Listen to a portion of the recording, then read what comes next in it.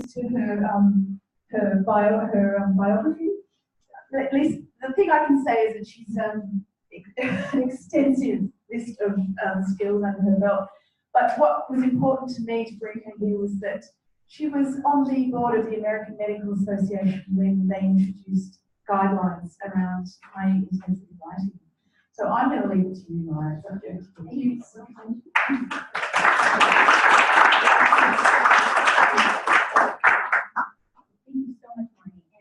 Actually, before I start, I just wanted to say a very special thank you to Marty.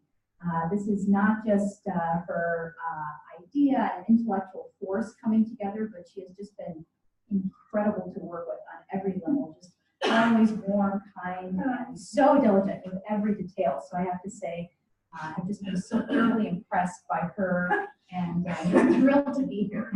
She's really incredible.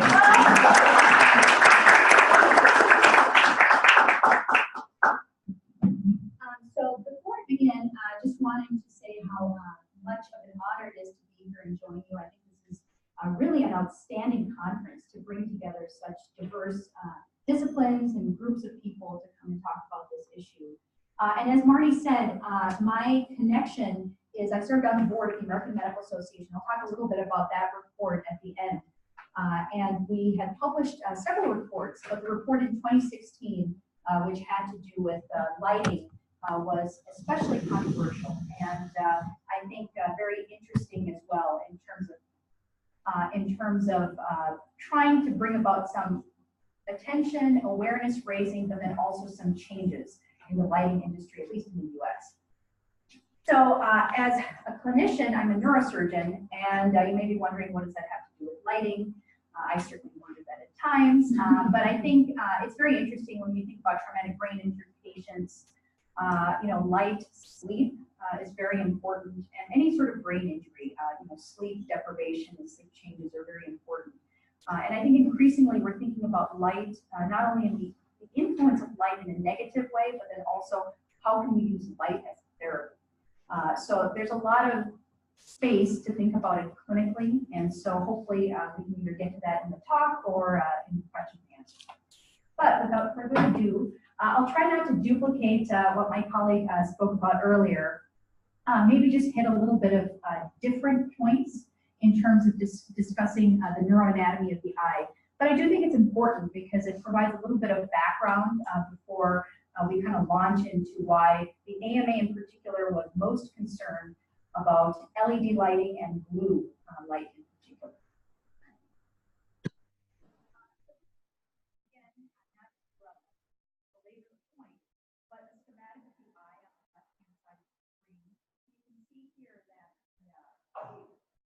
Light enters through cornea, where people, now the iris is very important, helps accommodate and really increases the aperture to help protect the back of the eye when there's bright light.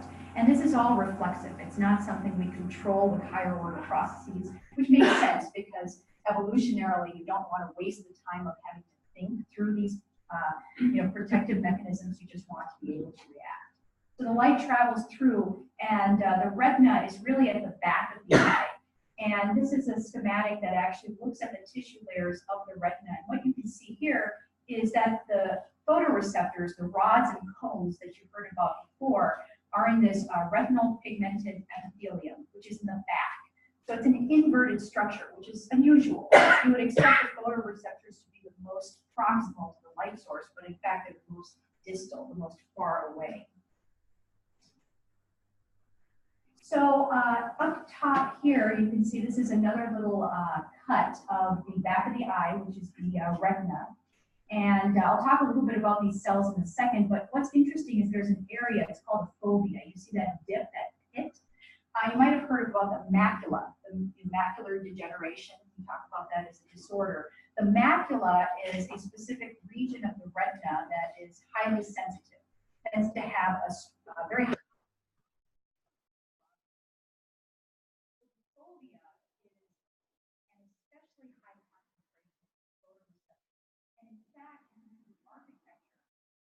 light source comes into close proximity to the photoreceptor across the fovea than it does at other portions of the retina. schematic shows you, so the light source is actually coming down like this. So this is your RPE, your retinal pigmented epithelium. So these are the photoreceptors that we most often think about, the rods and cones. Rods are important primarily for dim light. Cones are important for color perception.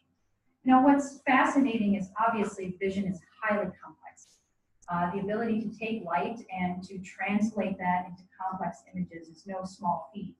And I certainly couldn't do justice to that in this talk, but just simplistically, you have this layer of rods and cones back here, and then you have a complex matrix of cells that help integrate and synthesize these signals.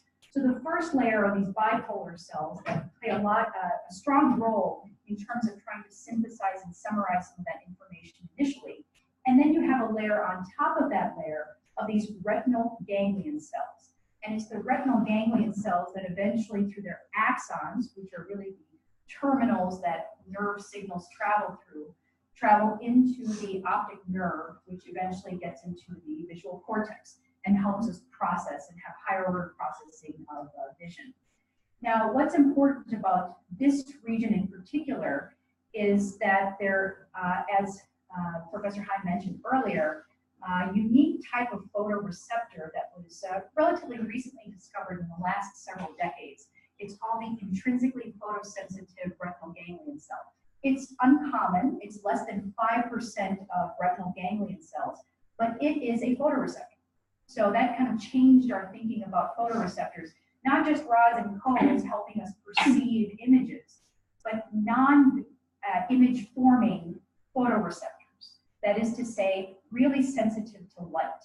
So these IRPGs, these intrinsically photosensitive retinal ganglion cells, are very important because they sense light and they help us mediate some of these reflexive responses. So for instance, when we talk about circadian rhythm, when we talk about other issues such as decreasing the aperture of our iris to help limit damage with bright light, those are controlled by these non-image forming photoreceptors.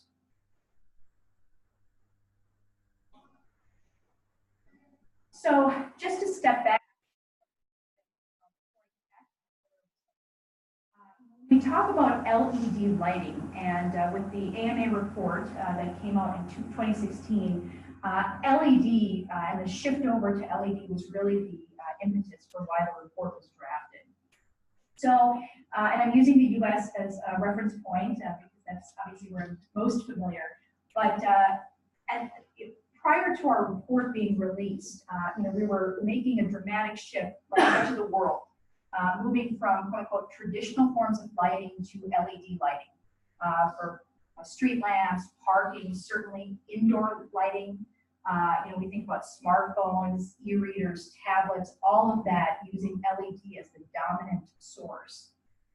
And so, a lot of it is driven by economics, which I think a lot of folks in the room can probably speak to with much more clarity than I can.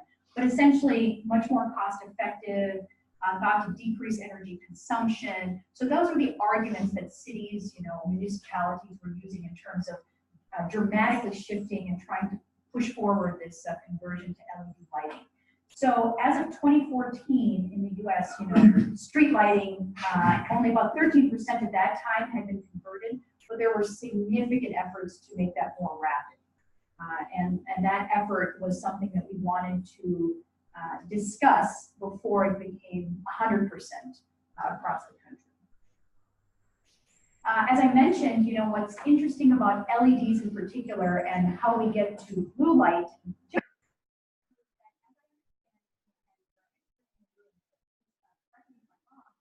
our understanding is that for white light during LED, what the underpinning of that is there often is a blue source that's connected, coupled with phosphor. And the phosphor over time bleaches and degrades.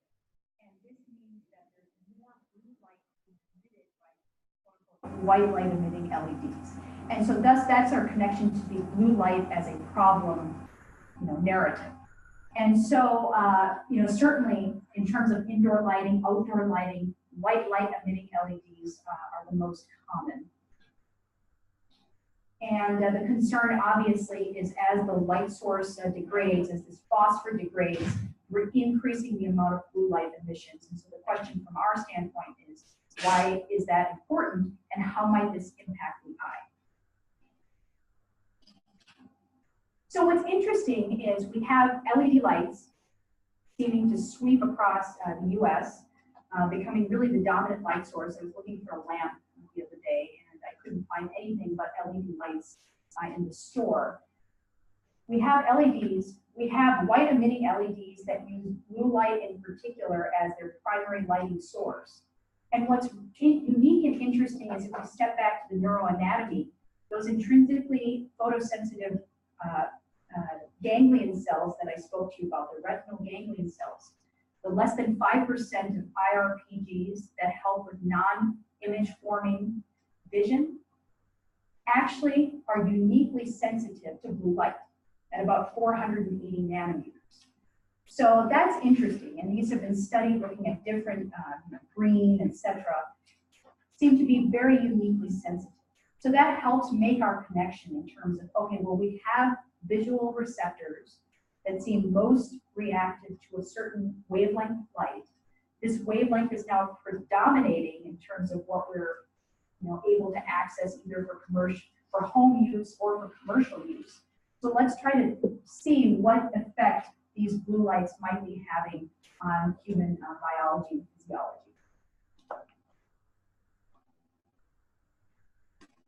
So you heard a little bit about the different types of photopigments. And again, I don't want to get into the weeds, but historically, when you think about traditional photoreceptors, primarily mediate signal through protein rhodopsin. There's several other proteins involved, but rhodopsin has been characterized.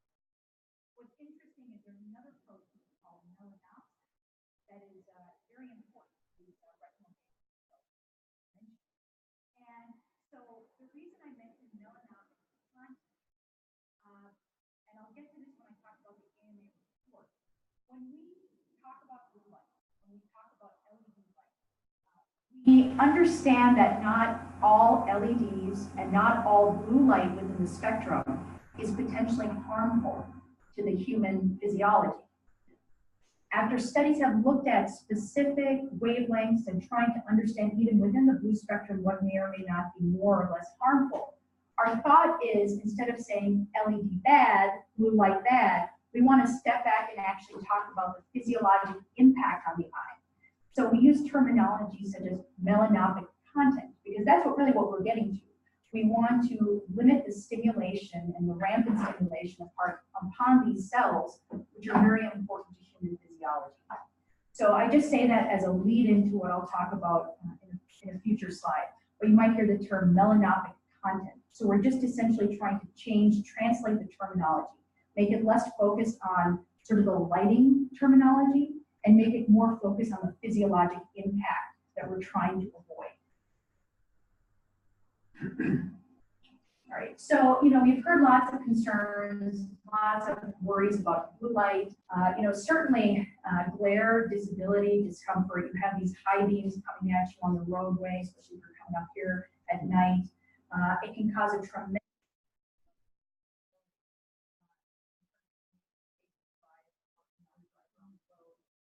You've heard a little bit about melatonin suppression, I'll talk about this through those slides. So we've certainly heard concerns about blue light in particular. And again, it seems to fit with what we know about physiology and anatomy, that blue light in particular elicit more visibility glare than perhaps other wavelengths of light. So let me just briefly highlight.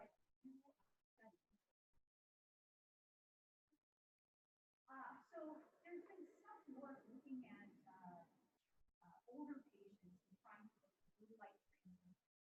And so what's interesting is, at the age our human brain is more yellowish. And so there's been some theories, some research groups speculated, where it might be that over time blue light transmission actually is part of the cornea, etc., really serves as almost like filter. And so one thought is, you tend to see more often sleep disturbances in folks as they age. Well, perhaps perhaps it has something to do with their blue light absorption during daytime, not allowing for proper sleep-wake cycles. So one group, Bayaki et al., actually looked at cataract extraction before and after to look at sleep quality and found that at least in a certain subgroup of patients, sleep quality tended to improve. The thought being more blue light was actually being absorbed during daytime hours and helped with sleep-wake regulation. Another group, Sletton et al., reported that in older folks, again, acute exposure to blue light, and they looked at green light also, but green light didn't have the same effect. Blue light tended to decrease alertness and also suppress sleep and melatonin production compared to young people. So what's interesting about that study is twofold. One, they certainly looked at other wavelengths, at least in this case, green light, but they also tried to compare age groups. So you talked about elderly versus young. So certainly we can think about hormones, but we also think about just vision changing as we age. So it's important to think about subgroups of our population as well, because when we talk about light perception, we're not talking about a monotonous group of people. All right, and so just quickly,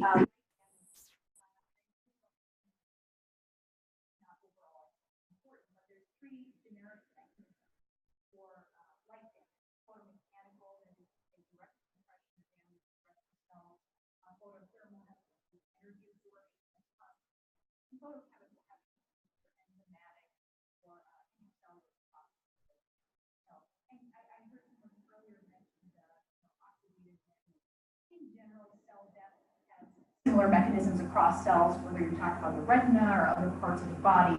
And we do talk about oxidative changes and free radicals. And again, I don't want to belabor the point, but what's interesting is one enzyme in particular, which is superoxide dismutase 1, SOD1, which is found in other parts of the body as well, tends to help repair damage. And that's something we tend to lose, become less active as we age. So again, that sort of fits the overall narrative when we're talking about, for instance, macular degeneration, which we'll talk about in another slide. The question is, well, why are we seeing those perhaps more pressing effects of blue light if we believe that blue light is harmful in older patients versus younger patients? It may be the mechanism to help repair some of that damage isn't as robust. So getting back,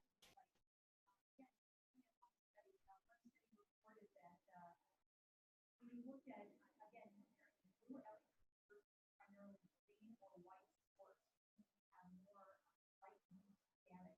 And this study actually looked at cellular level. I think it's always important to ask, obviously, tons of studies out there in the article, which ones do I believe, which ones do I not?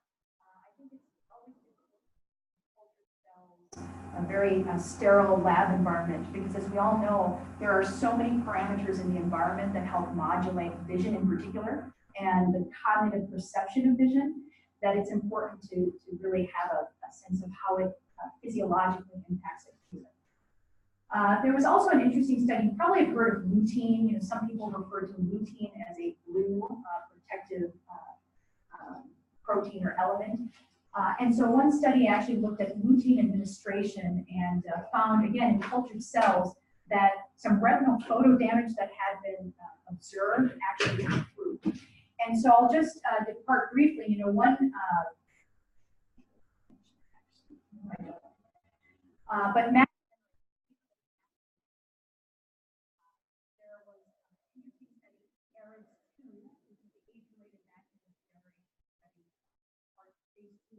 looking at specific formulations, and they actually looked at lutein and zeaxanthin,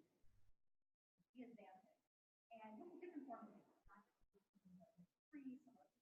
and seemed to find that at least in 26% of studies, there was increased risk of developing or progressing to age-related macular degeneration. And the formulation that was used in that group was 10 milligrams of lutein and then 2 milligrams of zeaxanthin daily. And so you can get that, assuming here, but I know in the US, you can get that as an eye supplement as well. I take it, I don't think it's harmful, but in terms of will this absolutely help you and prevent everything, I would never say that. So that's something you might see in the literature. Lutein is this great protective agent. It comes from that study. And again, needs more data to really solidify the story, but as far as I can tell, it's certainly not harmful. Let's see. Oh, so and then one other issue too is, you know, as we were talking about, there have been some studies looking at blue light actually in different spectrums. You know, so if, for instance, if you look at 470 to 490 nanometers versus 400 to 460, it tended to actually be less damaging. So again, when we are talking about the effect, when we talk about melanomic content, our goal from the clinical side is to say we want the safest lighting source.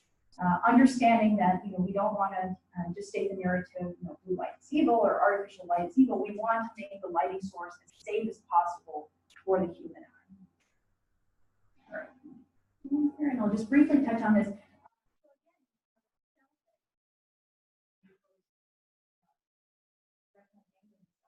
Very important reflection. When you see light during the day, it gets to the eye, and there's an entire network within the brain.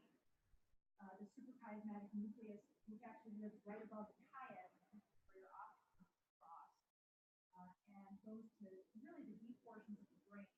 But the SCN, suprachiasmatic nucleus, is essentially the pacemaker of the brain, helps with a lot of oscillatory rhythms. And what's interesting is, you know, the fiber tracts and also the hormonal connections to the SCN are quite diverse. So you're talking about connections to the cortex, you're talking about connections to the pituitary gland, which houses many important hormones, very important for thyroid, really for cortisol. Multiple hormones are implicated in terms of the pituitary. You've heard about the pineal gland and melatonin, and also direct organ function. So for instance, liver, lung, kidney, other organ systems. And this is somewhat newer. You know, we always thought that the end result of the SCN was to influence hormones, which in turn influence other hormones and had effects on the organs. But there might actually be some direct effects on organs. So if you think about it, livers, for instance, are very important for metabolism. And so if you think about sleep-wake, probably more efficient to allow your liver to rest or be less active enzymatically during the night than during the day. And so it makes sense that some of those important organ systems would also have an influence or relationship with the circadian rhythm. Right, so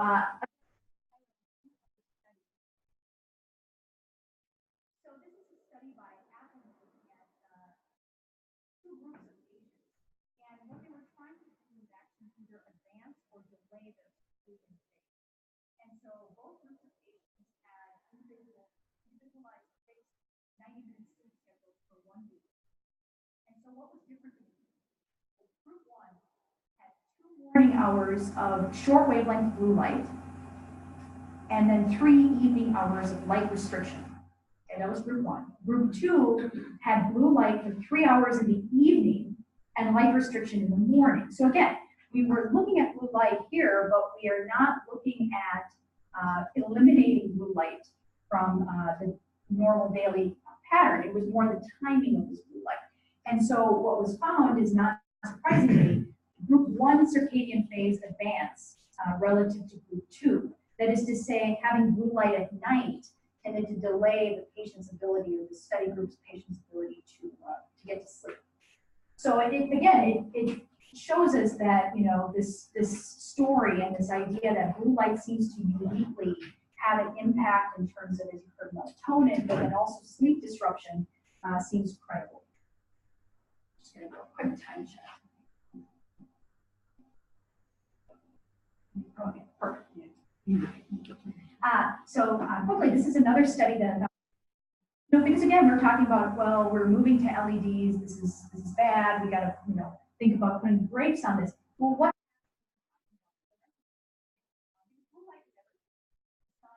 Sunlight is in standard artificial lighting. It's the intensity in the LED that. And again, it has to do, as I understand it, from the white light that we have being dominant tool by blue light. And that's why the white harping on blue light has become more now, but it has. So this is an interesting study looking at 2 groups of patients. So group one were actually exposed to a specific type of light. It was an LED, but blue depleted light. And group 2 was actually exposed to a standard fluorescent light. So both groups were exposed for 8 hours prior to bedtime, and then they actually switched over. So you can't make the argument that two groups were different in some physiologic way. They actually switched over. And what was found was that compared to the fluorescent condition, the group with the blue depleted LED, their melatonin suppression was actually reduced. So again, suggesting that blue light in particular seems to be involved in that melatonin suppression. Subjective sleepiness was not different between the two groups, but what was interesting is auditory reaction times were still slower in the blue light depleted LED group compared to the standard fluorescent group, which is interesting. And honestly, it's difficult to explain because it doesn't really fit our narrative. If we think that blue light is implicated, if you deplete the blue light, then why would auditory reaction times be any different? So a little bit odd, and I think that's what happens when you obviously study human beings. You find results that don't fit, and that prompts further studies to actually try to understand what we found. And then also, I think what's interesting is you think about lab rats. We think about sterile lab conditions, you control for everything. There was actually a really interesting study just looking at when you allow rats to sleep. Because you turn on lights and you turn off lights in labs, and just shifting the time that the lights are off, for instance, 10 p.m. to 8 a.m. versus midnight to 6 a.m., actually changes their physiology, because it's when the lights are on, these animals will engage in more foraging behavior, more movement, more eating, feeding, and so that in turn may influence actually some of the study findings. So it's interesting to think about that, even when we think about limiting and restricting in laboratory sterile conditions, who actually may have influences that you don't anticipate. All right, I'll quickly talk about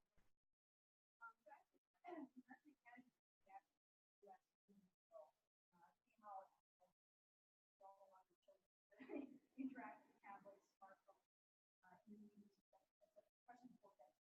and again, if you think about the dominant light source for all of the monitors, light is and so this is an interesting study looking at the two groups of looking at a conventional LED smartphone versus a suppressed blue light smartphone. Those are the two groups. They had stimulation essentially from 7:30 to 10 p.m. And they were each tested in both groups. Again, it's crossover study designed to help eliminate any individual effects. So looking at melatonin, and also looked at cortisol levels and body temperature. The patients were all subjected to a series of studies as well, looking at performance, mood, fatigue, sleepiness, etc. And so what was interesting is the blue light smartphones, those study subjects had significantly decreased sleepiness and increased cognition error, and they were given various tasks, performance-related tasks. And they also, not surprisingly, experienced a longer time to reach dim light melatonin onset. So again, I mean, it makes sense. Hormones don't react immediately. They tend to have a gradual effect. And so it's not just that you have the blue light that is stimulating the individual and you turn it off and magically you can sleep. There is a gradual delay that you have to factor in before you can return to a state where you're able to sleep.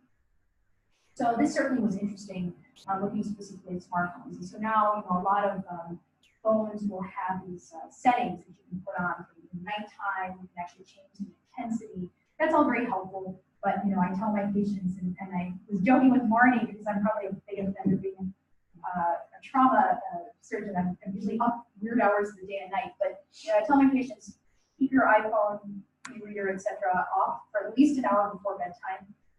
It's hard to do for a lot of us because we always have to be connected, but it does help in terms of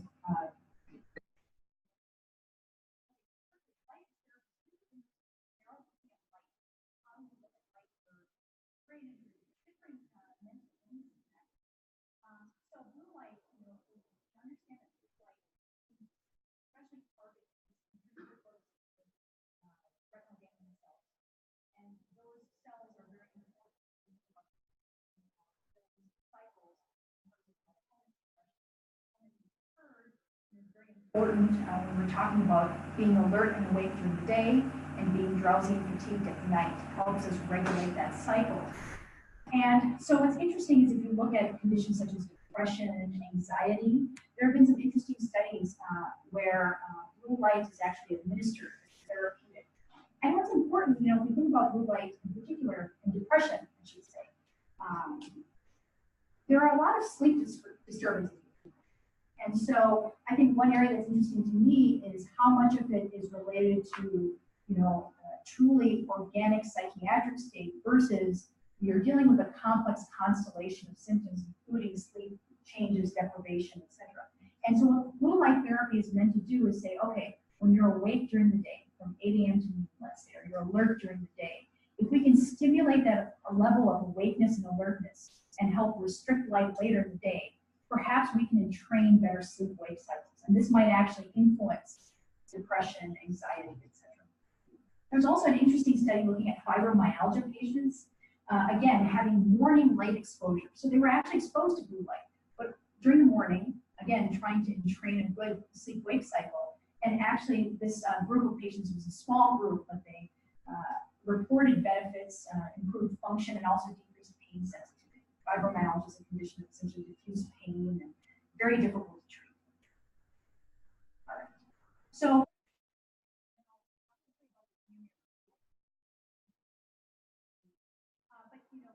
I would say you're really the expert on this, but we've heard a little bit about better shielding, certainly different things within the blue spectrum. I think there could be more research done to actually try to parse this out a little bit better. Smart lighting at night, consumption. Think about our use for dot lights. I talked about sleep hygiene. I think that's very important. Blue light and light in general during the day is very important. I don't want to say that we should live in the dark, and I certainly don't think anyone of us think that we should live in the dark all the time. But it's making sure that the nighttime is protected. And it's hard, at night when you just have ambient lighting that's quite bright. That can be a huge source of difficulty, especially for patients with insomnia or diagnosed sleep disorders. So I think as best as we can encourage patients to try different lighting sources, keep away from the incredibly bright monitors, or try to decrease the intensity and make those dimmer, the better for sleep. Eye strain, we're looking at computer screens. You'll hear different recommendations, but I think every half an hour or so, try to focus on a distant object and then try to return to whatever you're trying to do. Eye strain is certainly an issue. And if you think about it, just keeping your iris contracted for a period of time, there are complex muscles that help with ciliary movements, etc. And those can strain, just like your arm gets strained if you're holding something in your hand for a long time. So just try to exercise, I would say, as many breaks as reasonable. We mentioned lutein, zeaxanthin. It's the 10 milligram, 2 milligram formulation that was found in ARIDS 2 daily. All right, so very. The American Medical Association was founded back in 1847.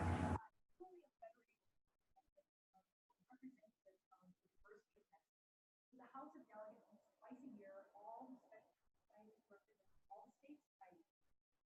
It's quite diverse. They're reflecting all of the all specialties. And the AMA can meet twice a year, as I mentioned, and it's really a policy body.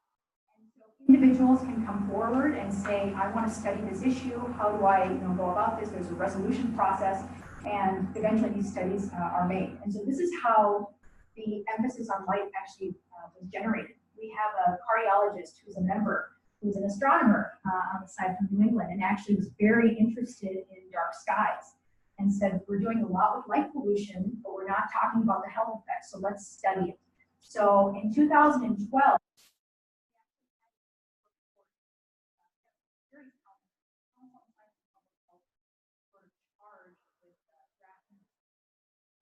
report, talk about light pollution, etc. I don't think anyone read it. That was 2012. 2016, the report would provide updated, I think we got 1 million a week or so of it being released, and all kinds of press. I mean, it was just insane. Any help? No one reads it. I mean, this, everyone. So we were happy.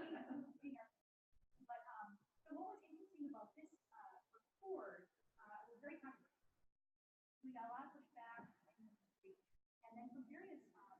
There's a group in University of Rochester very critical of our work, and they study retinal cells culture in a sterile environment. Very upset when they talk about there. You see that on their models and their replicas, etc. But our report was really meant to raise awareness. And in talking to these various groups in terms of the criticism, I think some of the criticism was fair in terms of the scale we used. We used color correlated temperature, and some industry experts said, look, that's not a great scale to use. We understand. I think what we wrestled with, and we talked a little bit about this the other day, is at what point do you make aware the public of concern? We're shifting rapidly to LED light. We're shifting rapidly to LED light.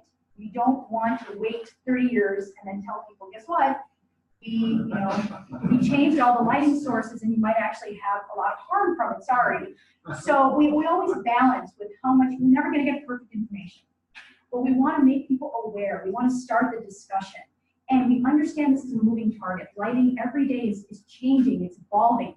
And if we can influence the technology up front, we thought that we could provide value. So I just want to be clear, we're not in the business of quackery and dumb science, but we wanted to say, look, we don't know. We don't fully understand the effects of blue light and LEDs, but we want to raise caution because we're making this transformational shift. And it's better we do that now than later. All right, so just quickly, so we were supportive of LED lighting, but we had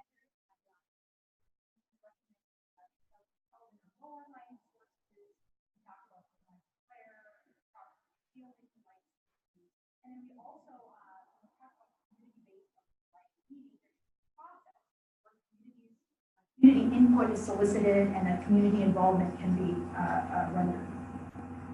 So in 2017, a lot of pushback, there were good meetings though with industry and the Transportation Safety Board, police groups, and all kinds of things. So we tried to come back and say, look, we still think this is important.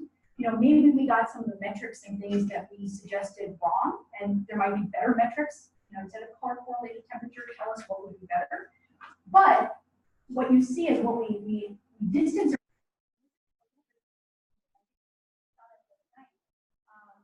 We talked about the effects, physiologic effects. We want the melanoptic effect, i.e., the effect on those retinal ganglion cells to be safe.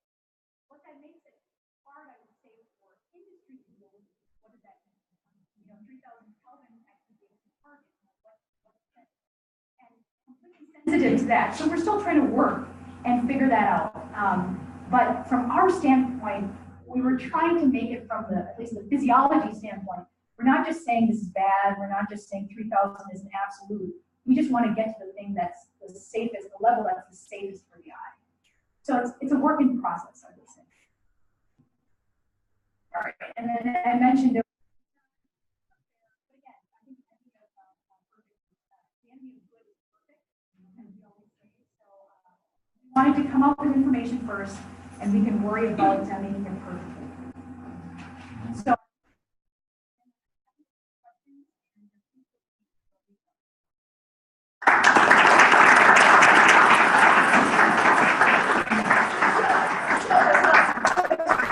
So anyone got something from Wyatt? Hey, okay, Fred, you done it.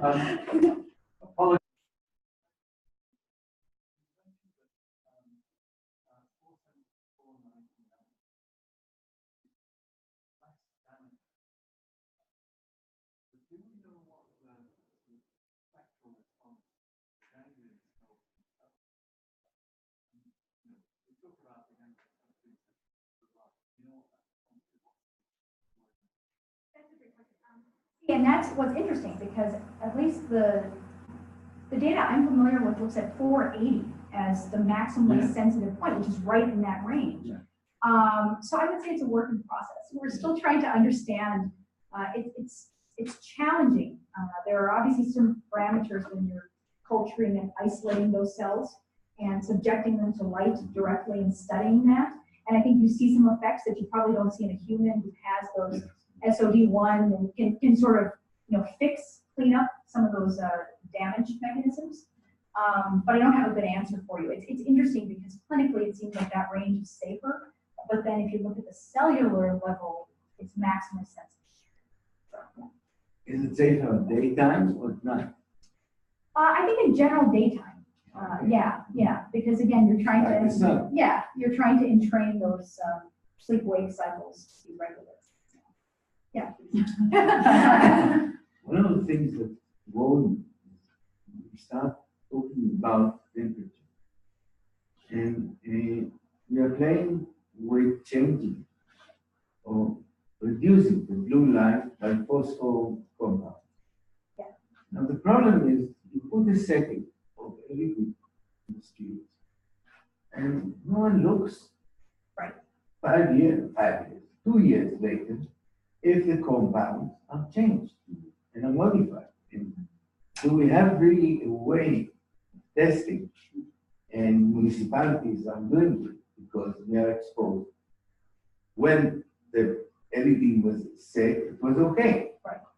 But 2 years later, it can be a risk. Yeah, I How know do we- exactly. Yeah, no, and I certainly am not the expert, so I'm going to punt to whoever can answer that. But you're exactly right. I think the No, public but this is doesn't to know do that. with Yeah. legislation. Yeah. I mean, if you come and you give a recommendation, Right. one of the recommendations should be that the luminaires should be tested once in 2 years. And if they are not working well, so it should be removed. Absolutely. And I think that's a great point. I think with hopefully in future iterations of the report, because we plan to revise it every so often or every few years, can hopefully capture that. But I think that's exactly right.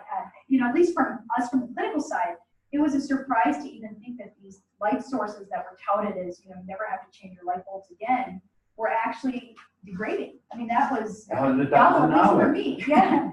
Well, it was novel, right? And I think the lay public probably doesn't understand that. And absolutely, we want to build awareness first, but then move towards we should be checking these. This is a great idea. Yeah. I think that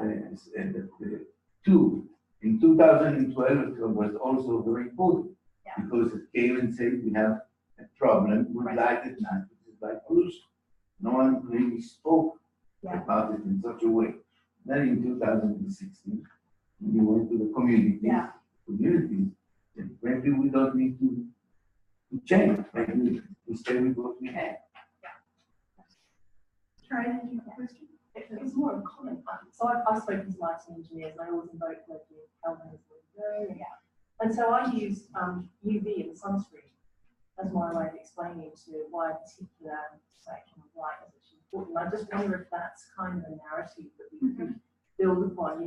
We all know that we live, particularly in Australia, we cover your sunscreen, we know it wears out over time. Yes. Yeah. So it's a similar analogy, and I wonder if we could start building that into our narrative. Because I get another idea. I'm a biologist, right? But I think it's really tricky, so it's got to be using all the time and can start thinking about and making your own analogies.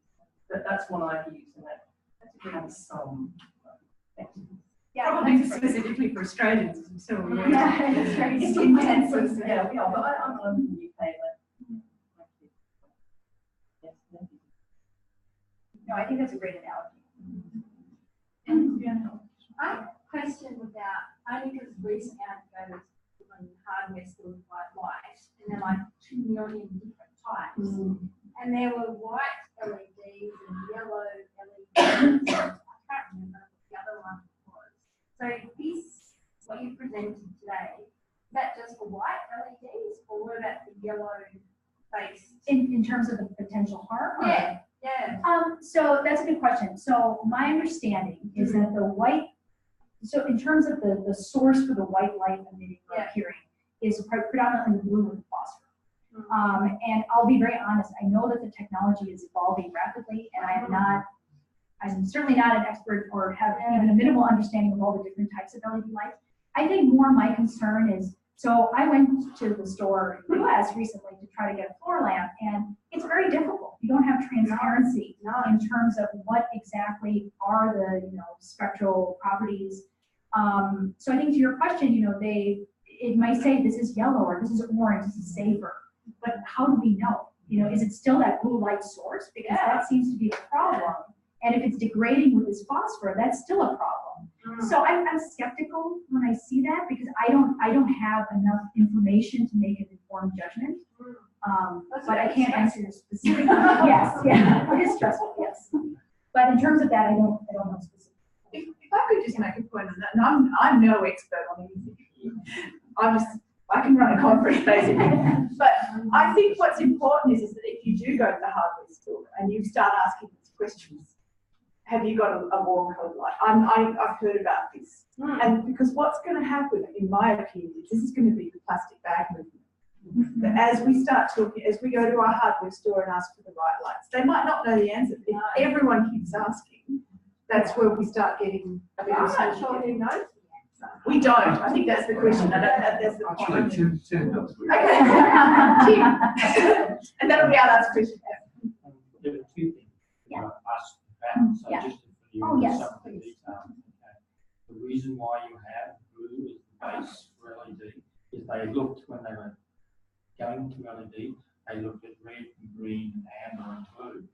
And blue had the slowest rate of decline in light output of the primary source. All the others had rather dramatic, so there was no point in having them as a light source that was supposed to last a long time. So blue became the base, and then adding blue and yellow light together makes white. And yes, the problem is the phosphor grade, but the really good quality LED, they look at the temperature that the phosphor is exposed to minimise that degradation. But a lot of LEDs these days are just mass produced and they've forgotten about that. But the other thing I wanted to just to mention to you when you talk about metal. Yeah. Okay. But there is the standard that's come out of the United States, which you're probably aware of. It's WELL, W-E-L-L, right? It's promoting lighting mainly in interior spaces, but it's promoting the use of blue light from the point of about its melamonic content and how it contributes to the health of the occupants. But it's much more difficult to manage, Right. and people are still struggling to come to grips with that. So there is movement forward in regard to this. Absolutely. No, I thank you for bringing that up. Yes. But again, it's like you mentioned, the translation to make it useful so that you can actually act on it. That I think is useful. One last comment. I think that you raised here a very important point. Is that the expert that tells us what to use and what not to use is the salesman and the home center. Yeah. And he is now the expert. Yeah. He is the expert. He knows everything. And back at home, we have the light organization. And one of the things we do is we bring these people and we train them. And now they say, no, we didn't know. But this is what we are advising people to buy. This is what they were telling us. One really quick point to that, when you're going to buy light and light is as well. So there's color temperature and then there's color rendering.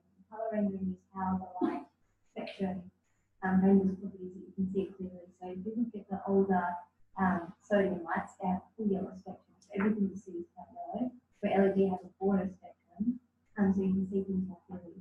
So on those little bulbs that you buy, they should also have they often use ARI now, but they are also talking about 1030. We test against different test samples. So often the previous LEDs, when they first came out, had that high pinky waves, and there wasn't much spectrum in some colours. Now I've got some of mine that they've got much bluer spectrum, which then you sort of get that balance. So ARI 95 is much better. That might be one. What, sorry? ARI 90 or above, and 3000 Ks. Probably a good balance. We've got lots of time to talk about this, so thank you. Please